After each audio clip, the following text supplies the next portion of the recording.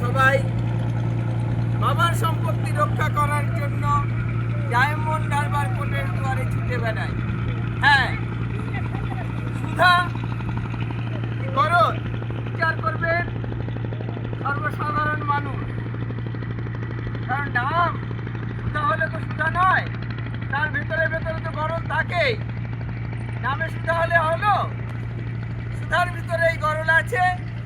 তাই সেই গরলের তাড়নায় আমাদের পৈতৃক সম্পত্তি হাতছাড়া হওয়ার উপক্রম হয়েছে, বা এই সুধা নামক ব্যক্তি আমাদের পৈতৃক সম্পত্তি নিজের স্বার্থ সিদ্ধি করার জন্য ব্যবহার করার চেষ্টা করছে। সেই জন্য আমরা দেওয়ানি কোর্টের ডায়মন্ড হারবারের আদালতে দ্বারস্থ হয়েছি। বারবার ইনজাংশন বর্ধিত হচ্ছে, আগামী দিনের জন্য ইনজাংশন বর্ধিত হয়েছে। আগামী 20/4/26 তারিখ পর্যন্ত ওই মোহনপুর 572 নম্বর দাগের ইনজাংশন বলবৎ আছে।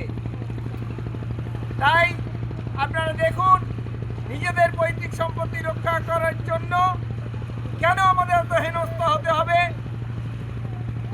সেই হেনস্থার শিকার হয়ে আমরা কেন কোর্টের দুয়ারে এসে খেয়ে না খেয়ে রোদ জল বৃষ্টিকে উপেক্ষা করে আমাদের দৌড়ে বেড়াতে হবে? তাই সমস্ত নাগরিকবৃন্দের কাছে আমার করজোড়ে নিবেদন, আপনারা শুভবুদ্ধি সম্পন্ন মানুষ, আপনারা বিচার করুন, আপনারা আমাদের পাশে এসে দাঁড়ান। ঝিনকিহাট উত্তর মোহনপুর 572 নম্বর দাগের জমি যেন আমাদের ন্যায্য অধিকারের ভিত্তিতে আমরা আমাদের মধ্যে চলে আসে। কারণ যারা অন্যায়ভাবে আমাদের এই জমি দখল করার চেষ্টা করছে, তারা অন্যায় করছে। এই অন্যায়ের বিরুদ্ধে সমস্ত মানুষের রুখে দাঁড়ানোর প্রয়োজন আছে বলে মনে করি। তাই অন্যায়ের বিরুদ্ধে সবাই মিলে আপনারা রুখে দাঁড়ান। নমস্কার।